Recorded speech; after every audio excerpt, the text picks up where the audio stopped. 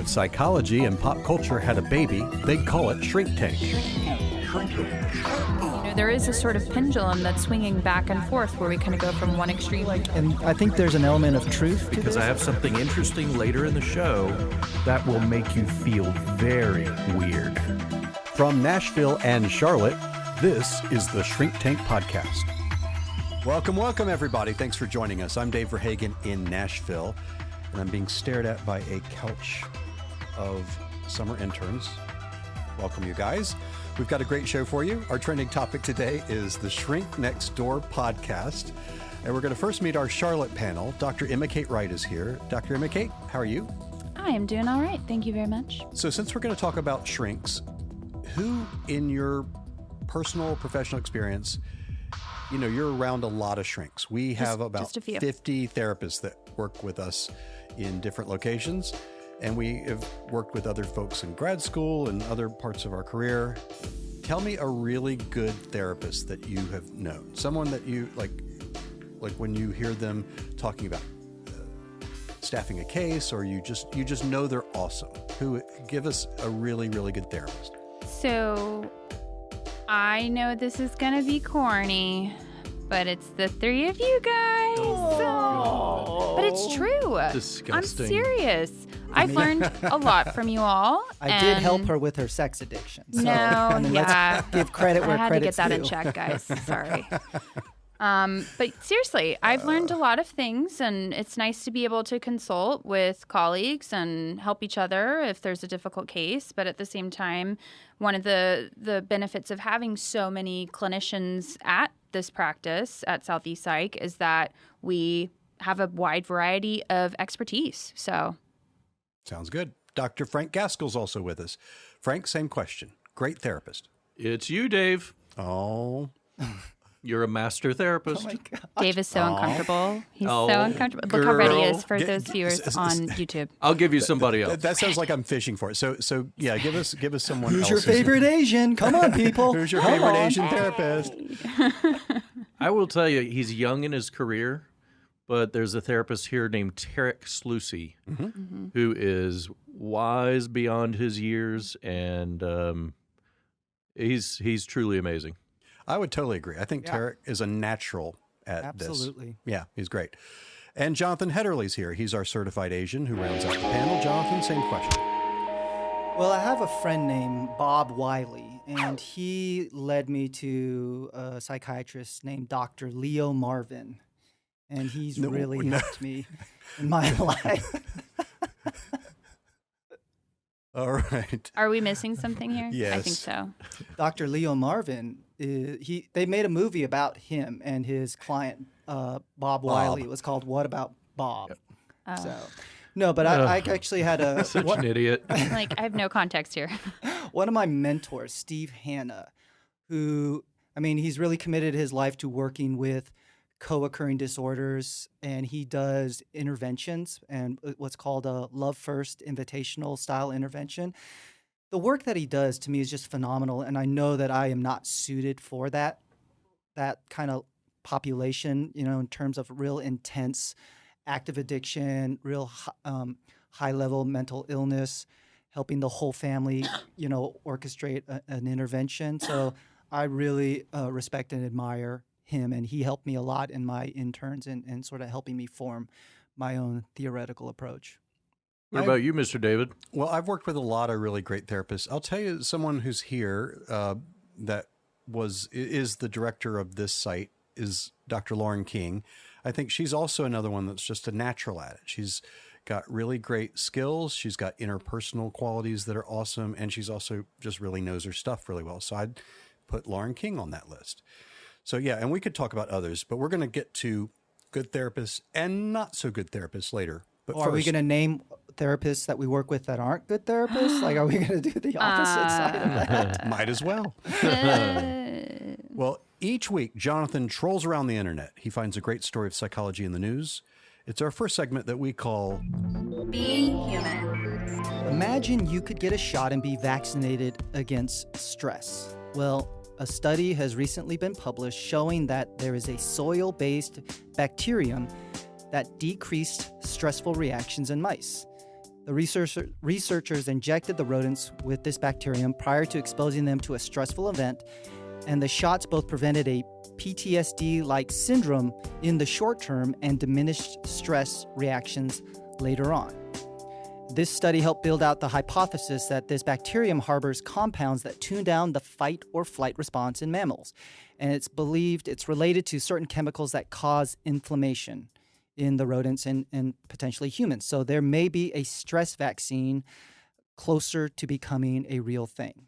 Emma Kate, what do you make of this study? And then would you even consider getting a stress vaccination for yourself down the road? So I'll answer the second question first. Okay.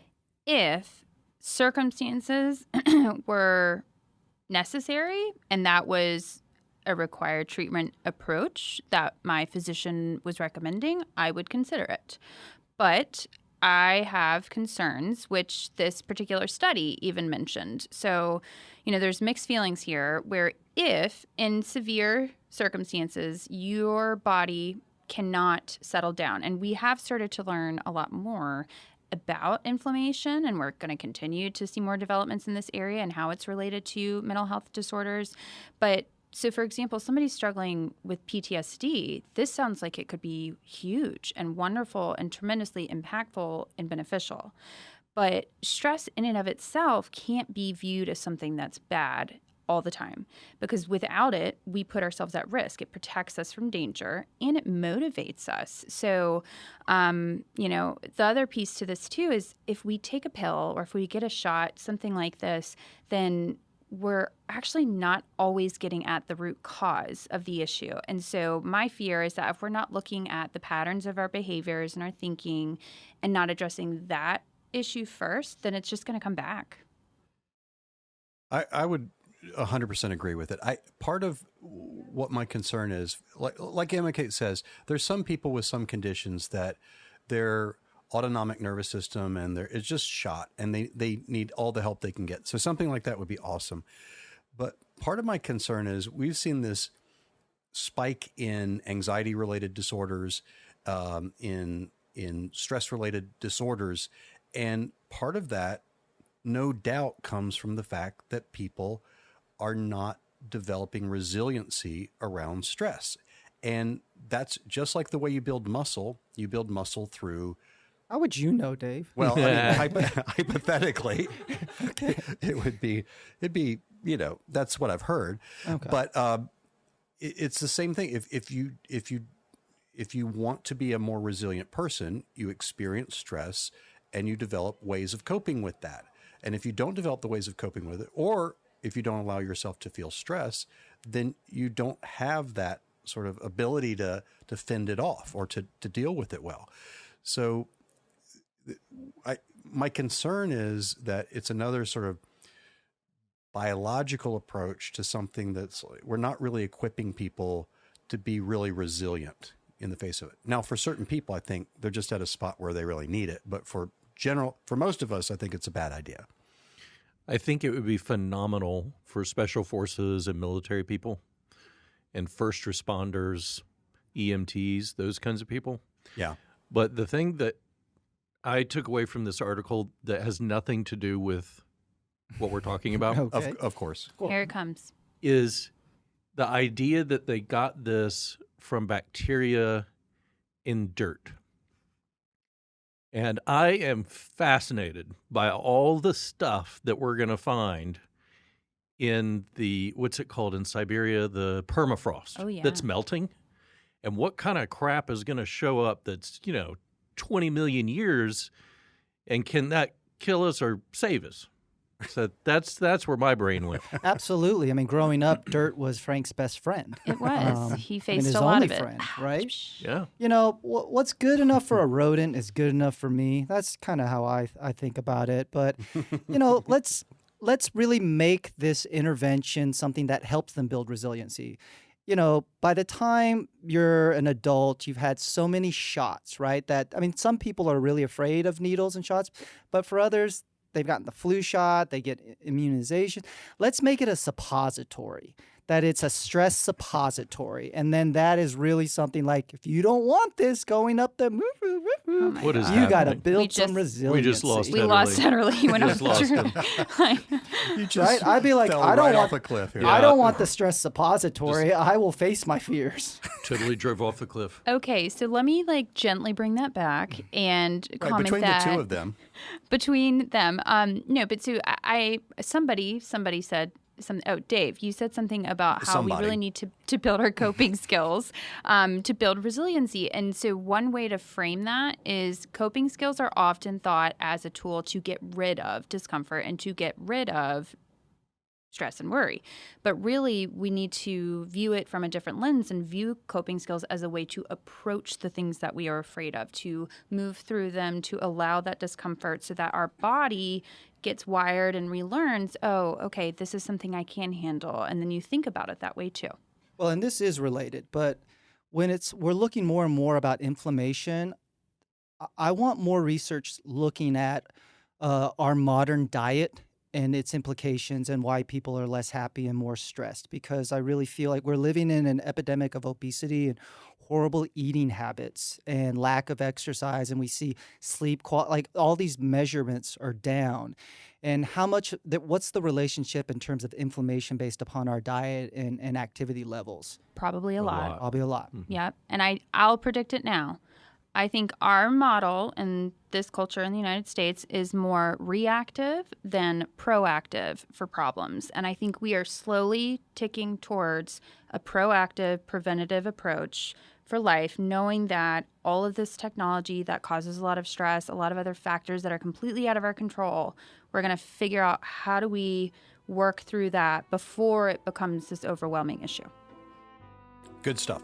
All right, let's move on to our trending topic. We're going to talk about a podcast about a shrink. So it's the Shrink Tank podcast talking about a podcast about a shrink. Very meta. But it's, very meta. It's the psychology of the Shrink Next Door podcast, if you follow all that. And there's a podcast that has recently come out by Wondery. It's very good, and it follows this story that we will describe in just a second. And we want to talk about some of the issues that it has exposed. But Emma Kate, can you give us a overview of this story idea? Certainly. So Wondery is, I think, the producer for this podcast, and they have great content. And in a nutshell, this podcast is all about a reportedly true account from one individual's perspective. So it is a true story. Yeah, well, it is a true story, but we think there's fact checking. So I guess we just have to preface that these are allegations that have not been factually proven. Right, but there's data. This isn't a made up. It's not a fictional podcast. It is a story based on real life. On real life. I've done a great job summarizing this for you all already, clearly. So let's rewind and I'll try again. This is all about a therapist who essentially is taking advantage of a client and using their power and authority to manipulate and have personal gain. Okay. That was better. And to flesh it out even more, it began with I think it was a New York Times reporter. Mm-hmm. It was his neighbor.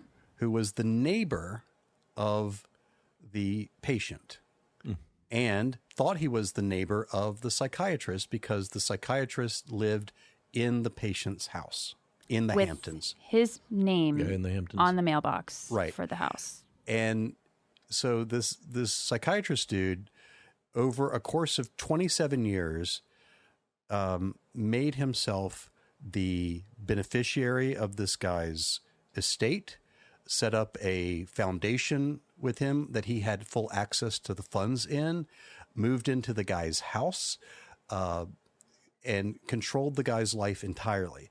Became the president of his company. Right. Became president of his company, which was a multi-million-dollar company. And not giving away too much, but as they go, this wasn't the only person that made this kind of allegation. And there were parties that they would throw at this house in the Hamptons, and the shrink was there. and other patients were there. So it was pretty nutty. So let me ask you, Frank, just without recapping all that, what was your take on, did you like this? What was the experience of listening to it like for you? I mean, I'm kind of new to podcasts in terms of listening to them, but this is up there. This is bizarro, and how our field can attract like real lunatics that can get away with being a lunatic. It made me think of a nameless psychiatrist who is in the local area that would not to this extent do things to people, but would kind of manipulate them to, hey, I need you to paint my car for me. And they're like, okay, sure, I'll paint your car for you. And just the power that people let these professionals have over them. It was wild. Wait, that's real? That's somebody in True town? story.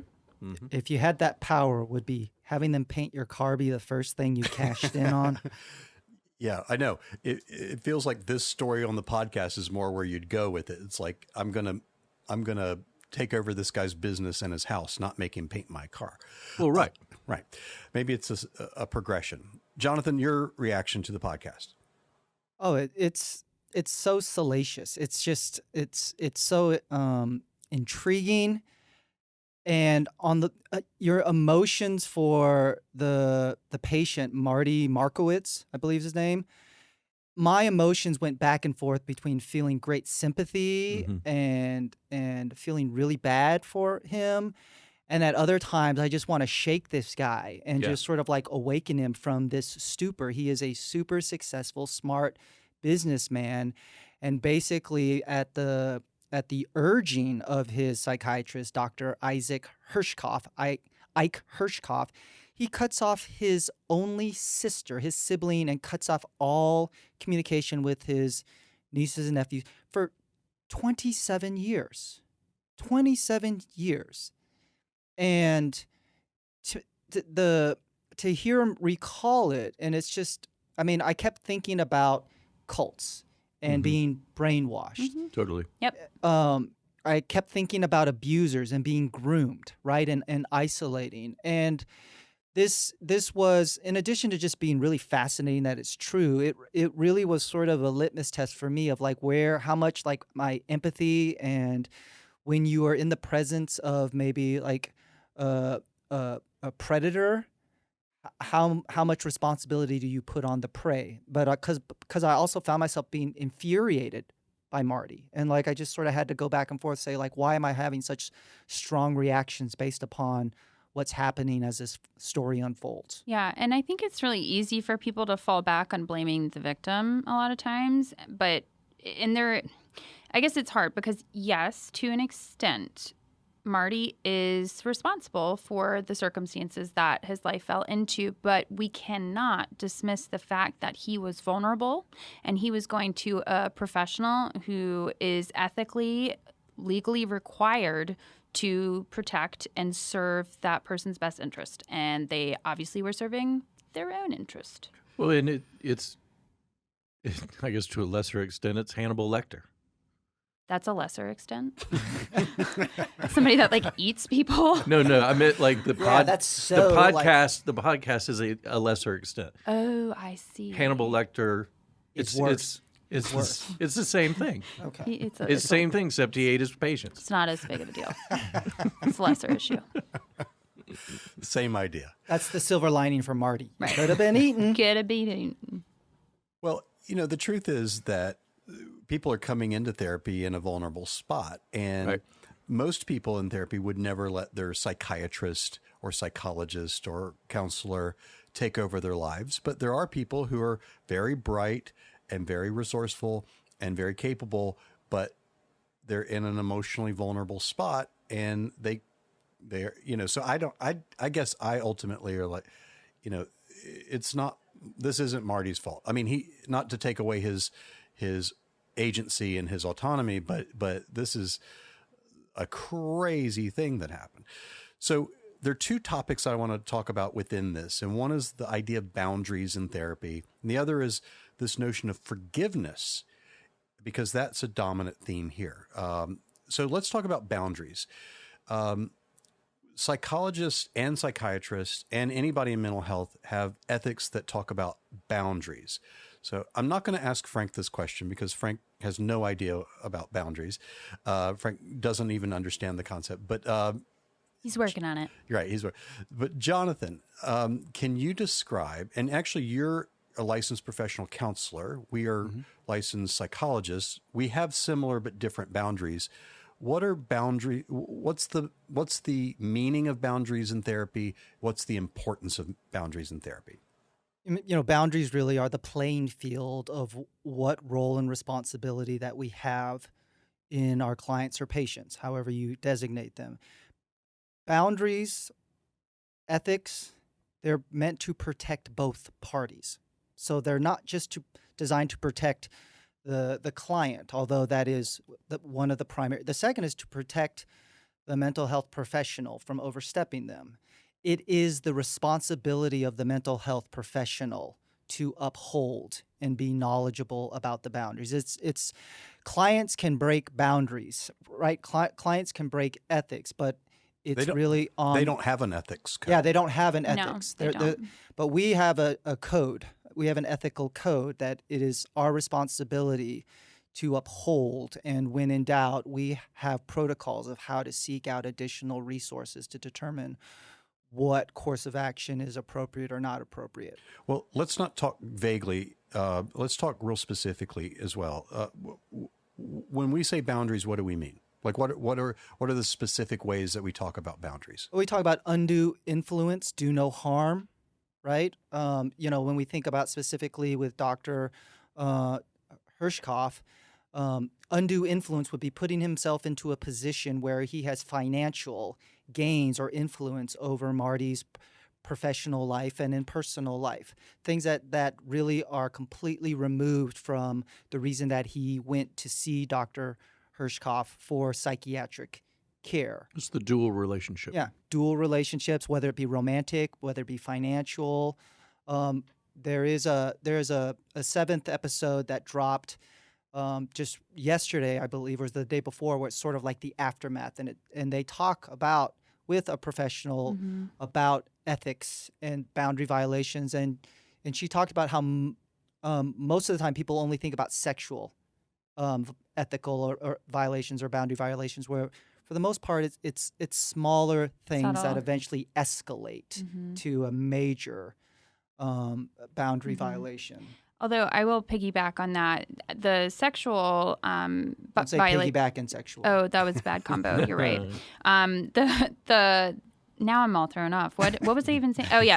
So when there's a sexual boundary violation and an ethical violation, those are the ones that are most common to be reported, and they are also the one violation that's more likely to result in, or at least it's the number one reason in terms of rate or incidence for losing a license, a professional license. So, like even in my profession, there's a judgment call in our ethics about accepting gifts, right? So right around the holidays or certain things along those lines, like what is permissible in terms of receiving a gift, and then what either monetary amount, or there's other variables that you start to question. Is this kind of crossing a boundary that's sending other messages that this is more than just a client-therapist relationship? So for other people, that may seem like a really benign kind of encounter in their professional lives, but that's something that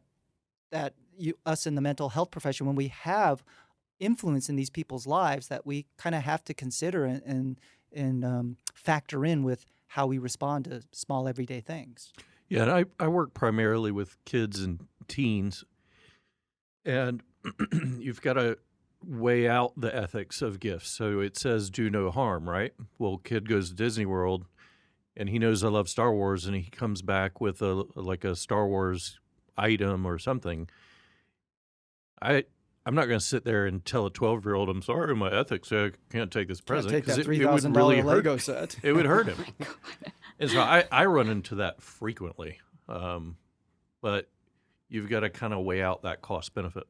Yeah. And I mean, you have to take into account client factors too. So if you know that your family bought you, I don't know, something that was $50, but they're seeing you for like $25 a session, then absolutely should not accept something like that. I mean, the one gift that I really struggled accepting, but ultimately decided to, was my Mercedes. I like And that you're owning I one. was like, you know, it really comes from a good place in your heart. I've done a lot of good work with you and your And family. that was just so a meet and greet. I Right. just took it. Just to meet and greet. You know, the last episode of the Shrink Next Door podcast, one of the things that it highlights, at least in the New York Psychiatric Association or whatever the governing board is it highlights the frustration of what's the point of having ethical guidelines if when somebody violates them, it gets lost in an endless amount of red tape and bureaucracy. So I don't think that's normal, though. I that's what's puzzling to me. Is like, That's why is same. this going on for 3 years when it's usually less than a year that it gets investigated? There's something about that that's really weird. It's fishy. I agree. And I think we have to clarify, though, too, there is a difference, at least for our licensure, with a ethical principle versus an ethical standard. So when Jonathan is talking about standards, that's, that's or what did you say? You said principle. What did you say? You're talking about guidelines. Mm-hmm. And the ethical standards are the guidelines that he's referring to, and those are legally enforceable. Otherwise, a principle is essentially just like a guiding, moral, aspirational thing that we need to think about and do. like buy dinner before Right. you guys go on a second date. Right. Yeah. Yeah. It's a good Like rule that. of thumb. Good rule. So one of the biggest aspects of boundaries is role boundaries. Like, what is my role and what's your role? What's in bounds of that role and what's not in bounds of that role? And so in this podcast, what's very clear is that this guy was in the role of being a psychiatrist, and then he's in the role of being a business consultant and president of the company. And he says that he stopped being a psychiatrist. Marty disputes that. But then it's like we're social friends as well, and so on. So let me ask you first why that's there. Like, why are psychologists, psychiatrists, et cetera, not social friends with their current or active clients? Why not? Well, I think if you're going about therapy the right way, you're telling them everything. And you're just laying it all out there. And that's not sort of a normal social experience for most of us, where you're like pulling back the curtain on your private life or your family or whatever.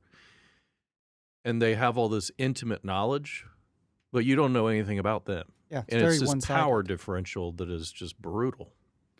Right. And the other piece too is that if you create a dual relationship, I think this is important to reiterate, is that having a dual relationship. So if if you do happen to see a client outside of therapy, it's not inherently not allowed. You can have dual relationships with people, but what you have to ensure, and this is a judgment call on the end of a therapist, is to make sure that that relationship doesn't impair your objectivity and it does not cause the patient harm. And so bringing it back to what Frank was just saying, if, it's a very vulnerable place where people come and pour their soul and their heart out to you, and they tell you their deepest secrets that they haven't shared with anyone.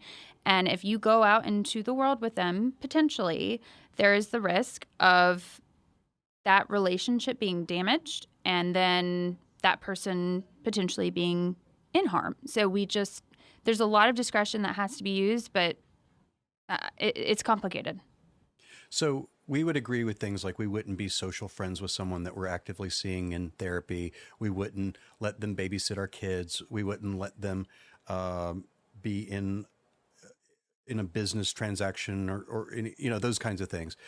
But let me ask you, therapists have different standards of where their boundaries are for different things. So some therapists would not go to a client's high school graduation. They would just be like, okay, we've worked together, and let's say it's a milestone because this was a kid that was having a lot of school anxiety and maybe some learning problems, and it's like a big deal, but the therapist would not go to the graduation. Others would go. How do you think about that kind of thing? Where do you land on that? When have had conversations like this with other psychologists, I think it has a lot to do with how rigid they were in their training and how that was just sort of ingrained in them that you never, ever accept a gift.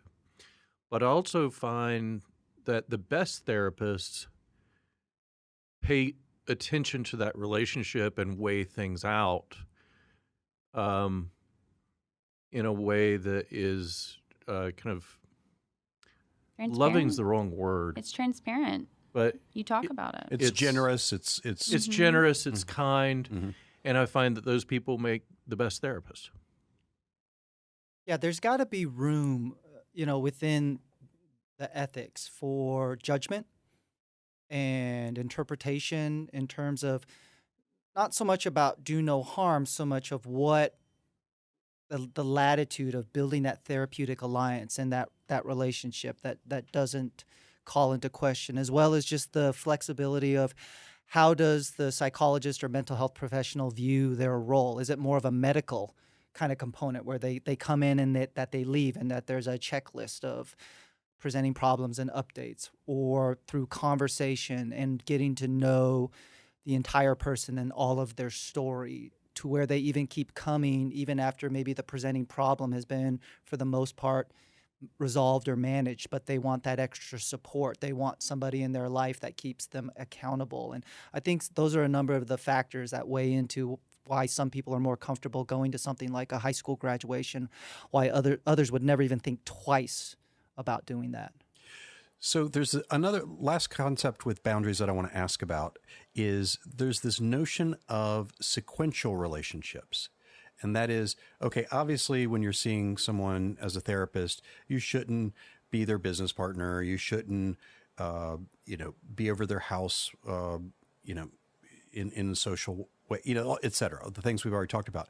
But let's say that relationship is terminated. You're done with that. And then is it appropriate later to accept a Facebook friend request? Is it appropriate later to have lunch with someone? Is it appropriate later to develop some kind of future relationship that's not therapeutic? Because part of what happened in this story is that the psychiatrist is saying, I ended the relationship. That's in dispute, by the way.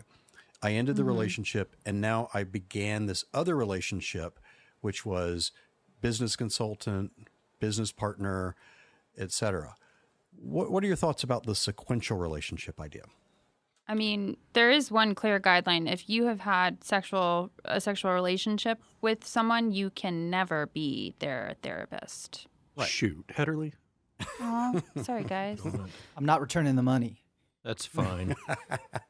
You can interpret yourself for what the payment was for. But anyhow, in my ethics, there is guidelines of amount of time in between that is kind of a buffer to make sure that somebody doesn't have undue influence that really informs or controls the sequential relationship. Because in a lot of ways, there needs to be a clean break of influence and power, because that is not an equal relationship. The therapeutic relationship is not equal. Again, I know so much about my clients, and the reason that therapy works is that there is a belief of that I will do no harm and that it's confidential. Those things in one day or 1 week can't just simply be removed out of a relationship. And the clearly the podcast presents, even Dr. Herschkopf is just saying, like, I terminated these relationships, but there never seems to be any breaks in their relationship together. So it's just, even if he's telling the truth, which again, like you said, is disputed, it seemed like one day you're no longer my client, the next day I go to your business and I want to become president and like invest in your company. That is completely inappropriate. Like, you still have undue influence and power over this person. Yeah, and I think the time piece is really important to clarify because, again, especially, and I know we're kind of talking about the sexual aspect here. So, no, you are. Well, I guess I am. But so, but seriously though, because if you were sexually in a relationship with somebody before, you are never allowed to be their therapist. However, I think the language is like, in the most unusual circumstances, literally, that's how it's written, you may, after a certain amount of time, potentially enter into a relationship, a romantic relationship with someone. Yeah. So, I mean, there is some room for sequential relationships. I think we'd all agree, though, in this particular instance, even with that being said, even if he said, okay, I'm no longer his psychiatrist, now I'm his business president, consultant, whatever, that it still feels very out of line and very, it feels wrong. I know we're running tight on time, but I want to ask one more question. And that is, one of the themes that came out is this psychiatrist over and over again encouraged people to break off relationships with people that were important to them, to end relationship. And there's this whole theme of not forgiving the person, to end the relationship. Any last thoughts about forgiveness and termination of relationships? Even, like if you think a parent has been mean or abusive to me or those kinds of things. Any thoughts about that notion? Emma Kate? I'm going to do spoiler, everyone. So one of my favorite parts of this podcast was actually hearing the perspective of Marty's sister. And what a cool woman. And, how wonderful is it that she chose to truly love and forgive her brother once she grasped, oh, wow, this is what happened. So I really like that part of this series. Well, if you can get somebody and convince them to break off a relationship, I mean, it's power and control. And the fact that she's forgiving, that's awesome. But even the idea of getting a patient or a client to cut that off and even cut off the idea of going for forgiveness is a big power move, because you are just psychologically flipping their brain. Well, and even Marty's sister, at first she had a lot of reservations. She was very guarded, and I appreciated her honesty. But as she became more exposed and informed by what had happened, then I thought she came to a place where she could reasonably make a decision of whether or not she was able to forgive her brother or not. And I think that's really how I tend to see my role as a therapist, is making sure people don't make reactive or very ill-informed decisions when it comes to relationships or close relationships. But a lot of the research tells us that forgiveness versus resentment, that really impacts your quality of life. And I always frame it that forgiveness is not for the other person. It's really about you and the baggage that you're carrying. But, when you think about Dr. Herschkopf, for him, about cutting off, it's always about cutting off the other people that would have any sense of influence or raise concerns about what he was doing. So to me, I would expect most of his clients that he really wanted to insert himself into their personal lives, that he groomed them to cut off other people that might have worries and concerns about that relationship. For sure. Well, a lot to talk about there, and we encourage you to listen to that podcast. It's a very good one. And that's going to do it for this edition of the Shrink Tank Podcast. If you want more content exploring the intersection of psychology and pop culture, you can visit shrinktank.com. We have great articles and videos there. You can also follow us on Twitter at @shrink_tank and like us on Facebook. And if you're watching us on the YouTube channel, we'd love for you to subscribe. You can find us wherever you listen to podcasts, so check out the description box below. Our producer and theme music composer is Sean Beck. Our associate producer and social media guru is Mariel Butler. Our marketing intern is Sarah Bradley. For Emma Kate Wright, Jonathan Hedderly, and Frank Gaskell in Charlotte, I'm Dave Verhagen in Nashville. Tell all your friends about us as we talk about abortion next week. Oh no. Oh God. It's a heavy one. And make it a great week. Shrink Tank.com